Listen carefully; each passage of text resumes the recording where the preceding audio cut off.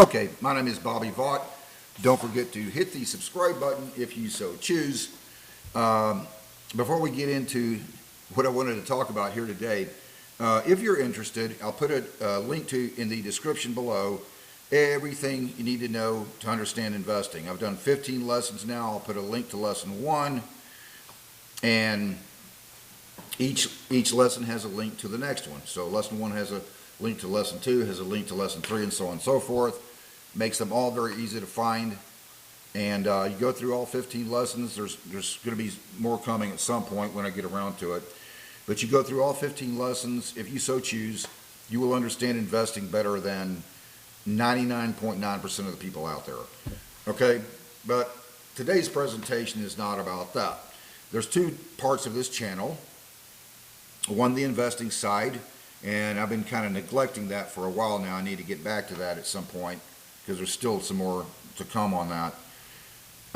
Then I have the more political side and economics and, social side, that kind of thing, which is today. So I was just curious about something. I just did a search here. Entertainers who have made anti-capitalist comments. Well, that's interesting. I just wanted to, find out who they are. Suffice to say, it comes a lot from the entertainment industry. So here's just a few examples. John Lennon, as you know, one of the Beatles. As you know, he died in 1980. He was unfortunately shot and killed in New York City. So this is what it says. The late Beatle. So that was 45 years ago. The late Beatle was known for his outspoken political views and anti-war activism. He also expressed anti-capitalist sentiments in his music and interviews, often critiquing the pursuit of wealth and its impact on society. Often critiquing the pursuit of wealth. I did another search. What was John Lennon's net worth when he died? This may be, very accurate or maybe only somewhat accurate. It could be slightly off. Suffice to say, it was a lot. When John Lennon died in 1980, his estimated net worth was around $200 million, equivalent to approximately $620 million today. I'm not going to read that whole thing here. Suffice to say, it was a lot. Let's move on. Roger Waters of Pink Floyd.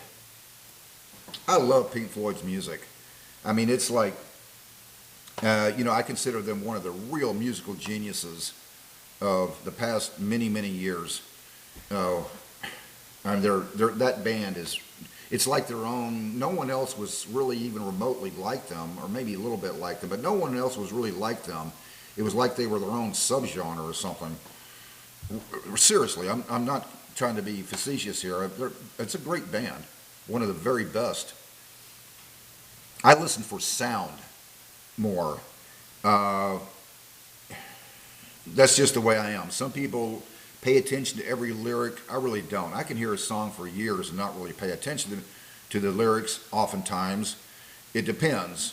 If you're listening to Bob Dylan, yeah, you're going to pay attention to the lyrics, okay? Other music, I just kind of listen for the sound. That's just me. I mean, the lyrics could have been almost anything, and it would have been the same music to me. I can sometimes listen to a piece of music I've heard like 500 times, and I don't even know what the lyrics are, really, because I don't listen for that oftentimes. But musically, at least, Pink Floyd, great. So here's what it says on Roger Waters. Waters is another musician known for his socially conscious lyrics, frequently exploring themes of alienation, control, and the negative impacts of power structures, including those inherent in capitalism. If you did listen to the lyrics of Pink Floyd's song, just for example, Have a Cigar, the only reason I had to pay attention to those lyrics is because I wanted to learn it on guitar a few years ago. So I had to, pay attention to see what it says to be able to sing and play it at the same time. Yeah, it's very apparent if you ever listen to those lyrics. The theme is, at least one of them, the message is that the music producers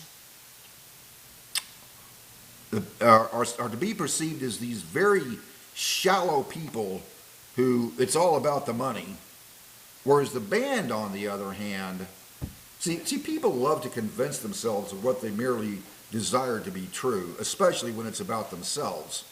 It makes them feel better. The band, on the other hand, is to be perceived as these, having this greater consciousness in some cosmic sense. I mean, they're practically right up there with the Dalai Lama.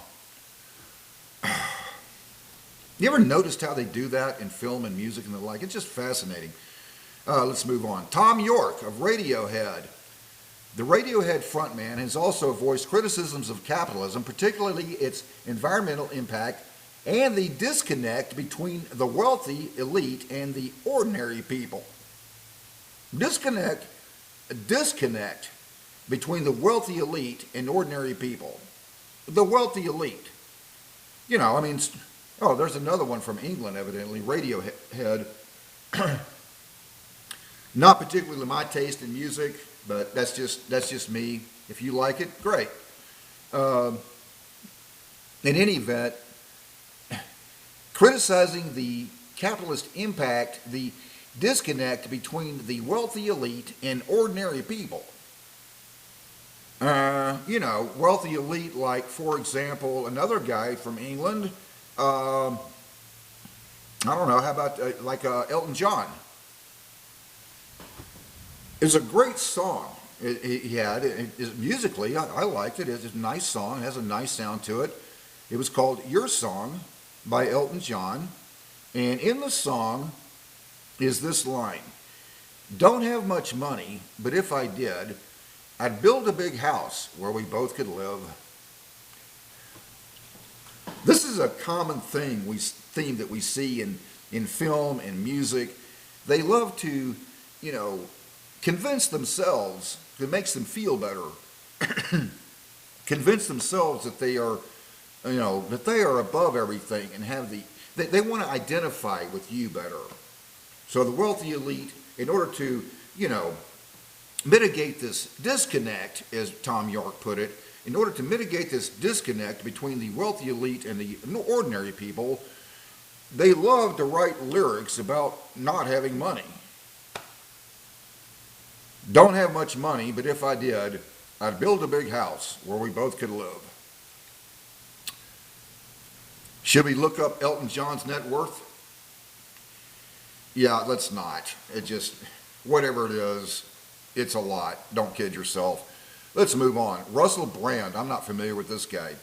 A more recent example, the comedian and actor has become a vocal critic of capitalism, advocating for socialist and anti-capitalist ideas and participating in related protests and discussions. Comedian and actor. We could also cite Mark Ruffalo has made very anti-capitalist statements. So here's the question. I was just thinking about this earlier today. If I were your socialist president, and the first thing that I would advocate nationalizing, assuming we could get it through Congress, let's nationalize the entertainment industry. Oh, by the way, you know why there's been so much good music produced over the many years? You can think of a lot of music that you like over the many years in rock, pop, country, jazz, a lot of things. You know why there's been so much good music produced? It's because profits are essential to incentivizing the production of goods that you actually want. That's the reason. What makes anybody think it's any different for, the grocery store over there? So, being a little sarcastic here, what would I want to nationalize if I could? The very first thing, the entertainment industry. By all means. Shouldn't that be a public good? Don't people have a fundamental right to be entertained? Okay, well, let's nationalize it then. And everybody in the entertainment industry in the United States, back to that in a second. So everybody in the entertainment industry, the production of their production would become collectivized. That's what socialism means, the collectivization of capital, or the means of production. Let's collectivize their production. In other words, owned by, roughly 340 million people in the United States. Collectivize it. Their production would be owned collectively. You really think they'd go for that? They would all become helots and work for the state. You know, working for the common good. Yeah, let's do that. If I were your socialist president, the first thing I would do is let's take all those evil, exploitative profits out of the entertainment industry. And then I would advocate for that. And then if we didn't get through Congress, the next thing that would happen is every time somebody brought up to me the idea of, socialism, I would say, okay, well, let's, write another bill then. Let's try again. Let's start with the entertainment industry.